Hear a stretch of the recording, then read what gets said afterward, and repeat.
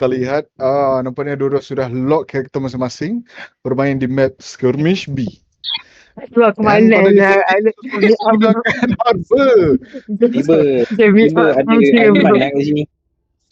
Rafael pula I'll be menggunakan surprised. Jet. Mari kita lihat RJ bro. permainan akan bermula. Pada round pertama masing-masing menggunakan klasik ya. Klasik. Oh, Okay. klasik eh. Klasik. Okay. Mari kita lihat. Mari kita lihat. Oh. Permainan akan bermula sekarang. Okay, kita lihat. Ada apa-apa pula. Nampak Zulkifli mendapat first skillnya di situ. Lajunya dia menembok ya. Laju sangat dia menembok tu. Okay, mari kita lihat round kedua akan pergi kepada siapa. Laju. Okay. Nampaknya round kedua mendapat oleh Rafael. Okay, sekarang ni pakai Bandit. Oh, Bandit. Okay. Okay, round ketiga akan menggunakan Bandit. Mari kita lihat. Ada tekanan tu betul atau salah? Kita lihat. Nampaknya Caca berada di situ. Sudah nampak. Mendapatkan headshot dan memenangi round yang ketiga. Mari kita lihat. Okay, masih gunakan Bandit ya masing-masing. Okay, bagus. Okay. Dua-dua orang sedang maju ke tempat masing-masing. Kita lihat. Nampaknya kantor di situ. Sudah dingnya kepala. Mari kita lihat. Dan round yang ketiga. Round yang keempat diberikan oleh Jet. Masih Bandit. Training Bandit. Masih Bandit. Bandit lagi. Training Bandit masing-masing. Kantornya di situ. Mari kita lihat. Round yang kelima akan diberikan oleh siapa? Dan diberikan oleh Zulkifli. Okey, round yang keenam ni pakai Baki. Baki lah siap. Baki. Dua-dua orang menggunakan Baki ya. Nampaknya kantor di situ. Siapa akan mati dulu di sini? Nampaknya yang mati adalah Rafael. Okey. Aduh. Ni pakai Marshall. Okey, mari kita lihat. Round yang ketujuh.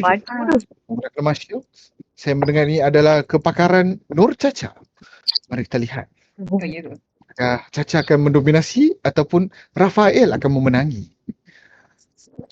Nampaknya masing-masing sangat dekat tapi jauh. Sangat dekat tapi jauh. Mari kita lihat. Dengan ini saya memberi masing-masing anxiety ya.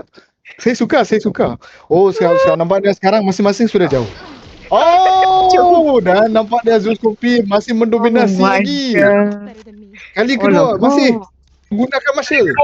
Okay. Kita lihat. Nampaknya masing-masing. Saya suka. Okey. Masing-masing tengah aim di tempat yang lebih kurang yang sama. Saya rasa benda ni sangat tarik. Nampaknya di situ. Siapa akan menangis? Dan dimenangi oleh Caca lagi. Mari menggunakan. Sekarang menggunakan Shorty. Shorty? Ini kalau Aiman ni macam tu. Okey, mari kita tengok. Round yang ke-9. Dimenangi oleh Zulkifli begitu saja. Dia api mata teruk. Syarif. Syarif. Bagus Mari kita lihat.